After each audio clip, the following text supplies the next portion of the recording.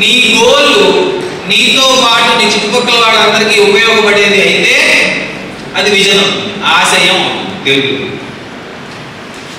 నీకు మాత్రమే ఉపయోగపడేది అయితే అది కేవలం లక్ష్యం.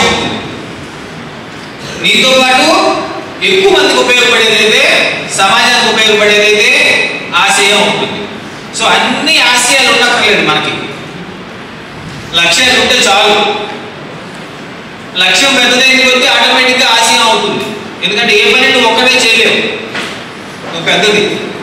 నువ్వు ₹1,00,00,000 సంపాదించుకోవాలంటే ఎవరితో సంబంధం లేకుండా నువ్వు సంపాదించుకోవచ్చు.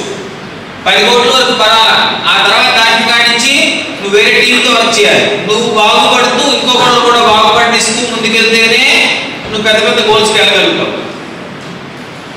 నేను ఒక్కడిని బాగుంటే చాలు, నేను ఒక్కడిని బాగుపడితే చాలు, నాకు ఒక్కడికి డబ్బులు వస్తే చాలు అని నువ్వు అనుకుంటే బాగానే ఉంటావు, కానీ ఒక లిమిటెడ్ పరిధిలో మాత్రమే బాగుంటావు. ఆ లిమిటెడ్ పరిధి దాటాలి అంటే సమాజాన్ని, నీ చుట్టుపక్కల ఉన్న వాళ్ళని నీతో పాటు కలుపుకోవాల్సిందే. కలుపుకోకుండా ముందుకెళ్ళలేవు. మీరు ఒక పొడుగైన కర్ర నుంచో పెట్టారనుకోండి,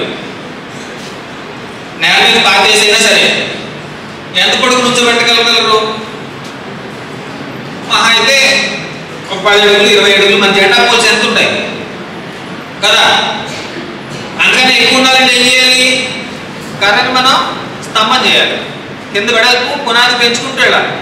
నువ్వు ఎంత ఎత్తు పెరగాలంటే అంత కింద పునాది వెడల్పు అవుతూ వెళ్ళాలి, చుట్టుపక్కల ఉన్న వాళ్ళని కలుపుకుంటూ వెళ్ళాలి. నువ్వు ఎవరెస్ట్ ఎంత ఉండాలంటే, ఎప్పుడైనా సరే ఎవరెస్ట్ 8 కిలోమీటర్ల 800 మీటర్లు ఎత్తుంది, సుమారుగా 9 కిలోమీటర్లు ఎత్తుంది ఎవరెస్ట్.